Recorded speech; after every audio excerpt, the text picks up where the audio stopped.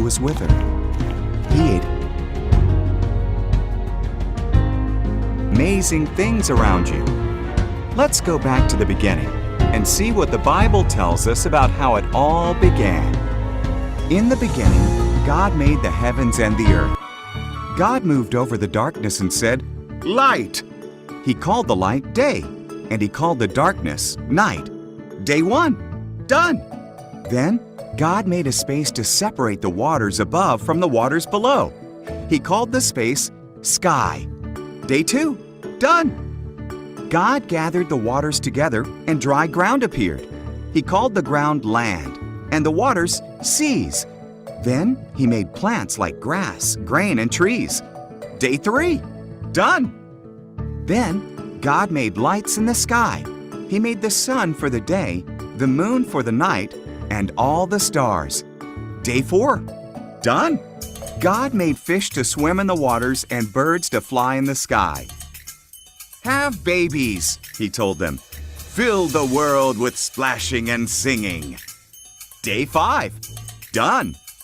Next, God made animals. He made farm animals, wild animals, and animals that crawl on the ground. "Just one more thing to make," God said, "the most special thing of all." So, in His image, God made man and woman. "Have babies," He said. "Take charge of the world. Care for the fish, the birds, and the animals." Day six, done. Then God looked at everything He had made. "It's very good," He said. So, on the seventh day, He rested and made that day special. Day seven, done. The first man and woman, Adam and Eve, lived in a beautiful garden that God made for them. But Satan came as a crafty serpent and tempted Adam and Eve. "Did God say you must not eat the fruit from these trees?" The serpent asked Eve. "Just the tree in the middle," Eve replied. "If we eat from it, we'll die." "You won't die," said the serpent. "There's a reason why God doesn't want you to eat from that tree. If you do, you'll be like Him. You'll know what He knows." Eve ate the fruit. She gave some to Adam, who was with her. He ate it too. And at once, they knew things they had never known before. One thing they knew was that they were naked. They sewed leaves together to cover themselves. They'd never felt fear or shame before, so they knew something was wrong. "Adam," God called. "Eve." "We're hiding," said Adam. "We're naked." "You know that because you ate from the tree," God sighed. Then Adam blamed Eve, and Eve blamed the serpent. God said, "Serpent, you must crawl on your belly. A woman's son will defeat you." "Eve, childbirth will be painful. Adam, growing food will be difficult." Then God made clothes for Adam and Eve and sent them out of the garden. He put an angel with a flaming sword there so they could not return. The earth filled up with people, but they sinned so much that God was sorry He had made them. He decided to send a flood to wash away everyone on earth. There was a man named Noah who wasn't like the others. Noah loved God and obeyed Him. God decided to spare Noah and his family from the flood. God warned Noah about the flood. He told him to build an enormous boat with a low roof, 3 decks, a window, and a door. In obedience, Noah built it. God told Noah to collect 2 of every kind of animal, 1 male, 1 female. Then Noah, his family, and the animals went into the boat. God shut the door. It rained for 40 days and 40 nights. Water fell from the sky and rose from the oceans and lakes. Even the tallest mountains disappeared beneath the flood. Meanwhile, Noah, his family, and all the animals were safe in the boat, floating on the floodwaters. God had not forgotten about Noah, not even for a moment. God sent a wind to blow.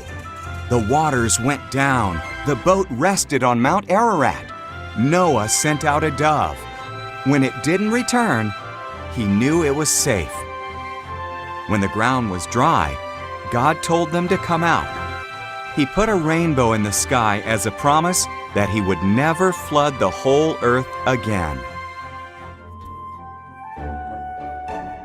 God promised Abraham a son, and from that son, many descendants, who would bless the whole world. But Abraham and his wife Sarah were too old to have children. 20 years went by. Still, Abraham trusted God's promise. When he was 100 and Sarah was 90, God reminded them of his promise. Sarah was going to have a baby. When their son was born, Sarah was so joyful that she laughed. "God has brought me laughter," she said. So they named their son Isaac, which means he laughs. When Isaac was a boy, God tested Abraham by telling him to take Isaac to Mount Moriah and kill him as a sacrifice to God. Abraham was confused, but still he trusted God. Isaac carried the wood, and Abraham held the knife and torch. Together they climbed the mountain. "Where is the lamb for the sacrifice?" asked Isaac. "God will provide it," Abraham replied. Abraham arranged the wood on an altar, tied up Isaac, and laid him on the wood. As he raised the knife to kill Isaac, an angel called his name. "Abraham!" "Don't hurt the boy," the angel cried. "God knows you trust his promise. Look, there in the bushes, a ram is caught by its horns. Sacrifice that instead." So Abraham sacrificed the ram instead of his son. He called the place "God will provide," because God provided the sacrifice. Just as God had said, his promise came true.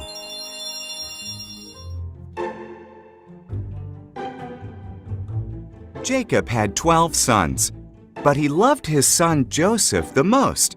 He gave Joseph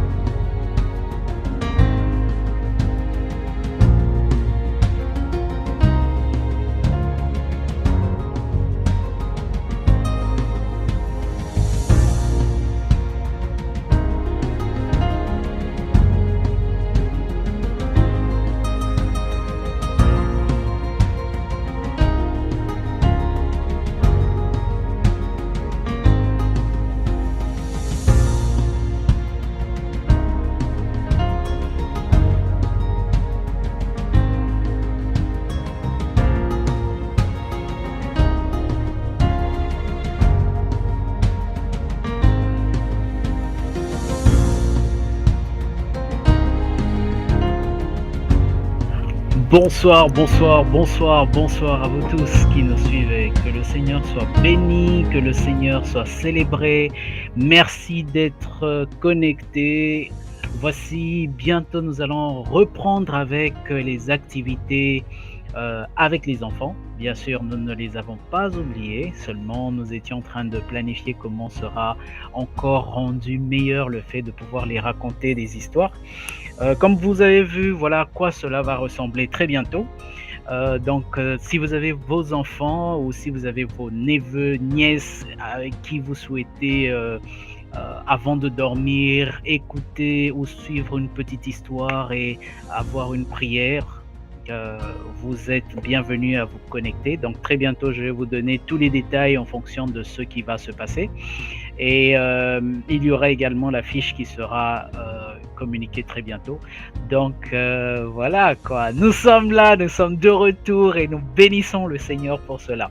Que le Seigneur vous bénisse déjà de partager cela, de l'annoncer également à plusieurs afin que le Seigneur nous fasse du bien. Alors pour ma part, je vous souhaite une excellente soirée. Nous allons laisser juste un bon moment avec cette mélodie de prière afin que si c'est votre moment aussi de prière, vous pouvez vous sentir à l'aise de prier avec nous. Que le Seigneur vous bénisse et à très très très très très très bientôt.